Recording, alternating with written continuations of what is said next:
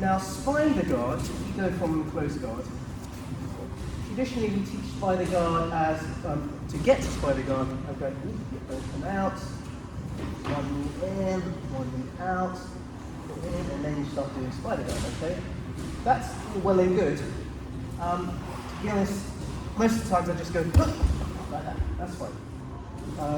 3 or 4 points of contact are ideal. When you do spider guard, most people don't stay in the seated position. And the simple reason is because when the beam stands up, it gets more distance and the ability to get rid of the grips. So when we teach spider guard, this is really just for getting used to our drills and postures, but you can't hope to really play from this position. Very few people stay on the kneeling position. So you have to also get used to people standing up. So he's going to stand up. Now the worst thing for spider guard is to be completely square on. It's very easy for Dean to circle his hands around, push my hips, push forward, and then he's advancing. Okay, so this is just a temporary position. I personally like to always put a foot on the hip. Now in the past I used to just push as hard as I can to create distance, but that creates another problem in that all Dean has to do is just step back a little bit and flop, and then I've lost my point of contact and he drops this and he starts up. So I like to keep this sort of bent legs position, and this is about as far as I go. I also like to be slightly on my side, so I have that ability to rotate. All these things are the micro movements that make a difference between spider guard being successful and not. So here I am in this sort of weird sideways position, and what we're going to do is we're going to practice our spider guard sweeps, and we're going from here, here, here, and then once we're going over here, we're going to push his arm in that direction over my head. So I take this off and put this here, and we're going to direct your partner here, and he should fall nice like that. If they start crashing down, so be careful, they might hurt their shoulder. But that's what we're going to just sort of get used to spider guard. Another thing is this might hurt your fingers.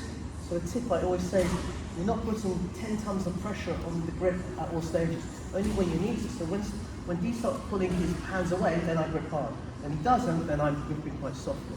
Yeah. You can travel, if you're not confident with this kind of movement, you can put one foot on the hip, use that as a placeholder to move, see, push him there. You'll direct him, maybe he falls, maybe he doesn't, he goes down, back up. Maybe pushing there. Put that there.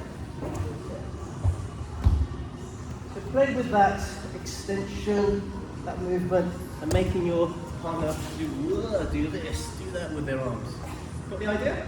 Okay, 1, 2, 3. Okay, let's look at a technique where we're on the spider guard here, and he puts the pressure onto me a lot here. What we're now going to do is I'm going to transfer this grip to here. I'm going to push back a little bit, and his instinct is to push back into me, but when his weight is onto me, you don't want to give the game away with this one by just saying, hey, chuck him over. There has to be a little bit of, gamesmanship there. So we're going to start with, perhaps here, it's quite a nice one. And then and as he puts the weight on me, I find this leg becomes less able to make a difference. This leg is okay, I can still direct it, but this leg becomes inactive. This is basically squished. Push back a little bit, stick it underneath his, find a word of his bottom, okay, and it's kind of like, he can sit on it even, it doesn't matter. It still serves a purpose. I transfer this to this because once I have control of our body, I can direct where he's going. But I don't want to give it a go because you can just resist it by moving that. You see, he's not gonna, well, he did, but anyway, you get my point. So I push him that way, but his inclination is to come into me, and that's where we go over. Oh, sorry, your head okay? Yeah. Okay. Be gentle with this one. You can be quite violent because you're going to go rah, and he flies over. Do you want to see this? Okay. Do you mind hurry? So regular spider guard, we're playing around, and then he starts switching me, and maybe you can grip the collar a little bit early, because what you don't want is to put his hand and go, I know what you're doing, you step back, and I've lost everything, right? So, right here, try to step back, put this here, put my instep, push him away a little bit, give him into, and we're going over. Now, you can answer your question, how do we finish? This one, you'll see on videos, tuitioners, everyone needs neatly into mounts, which will be perfect. More than likely, what will happen is, after the throw, Dean scrambles to get to the top.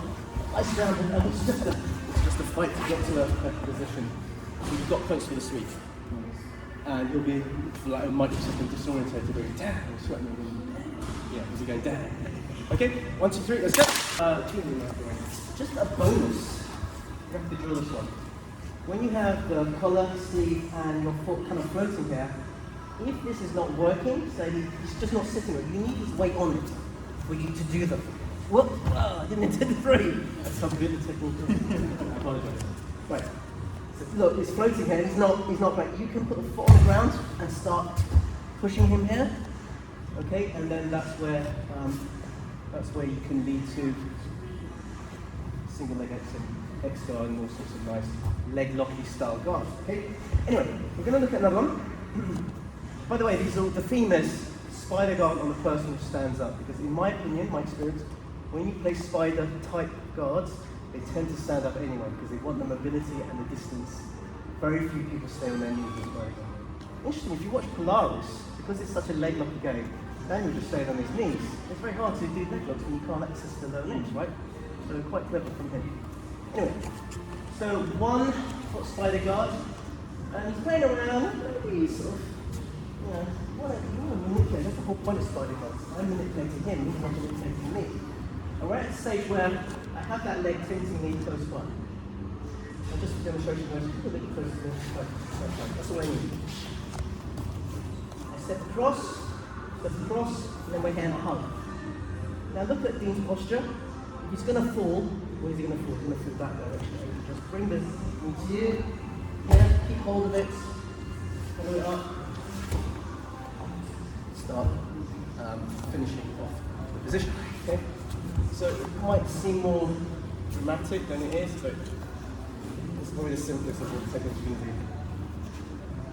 So if you want to, if you're a bit more experienced with spider guard, maybe have a few seconds of just playing around with everything, and then we're here.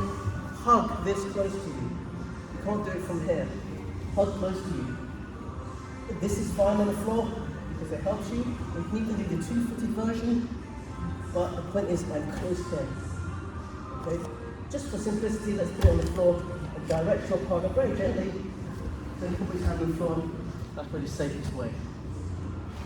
If you're maybe a blue belt and above, maybe you can make it a little bit more realistic for your partner.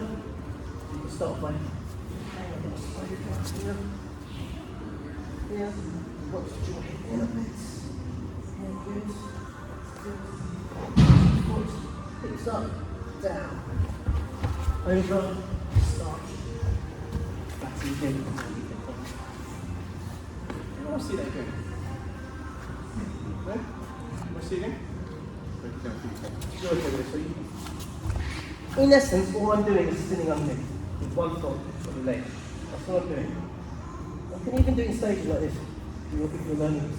The point is I want to hug the leg closely, because if I don't, it's too far away. My center point of spinningness is not going to help. And then we're going to direct where the head goes, the body will follow. So I'm going to put him there, hold this, because you're going to wiggle the chair. It should be a nice throw for your partner because he has hand free to at least break his fall a bit. Give it a go, guys. Last technical go. 1, 2, 3.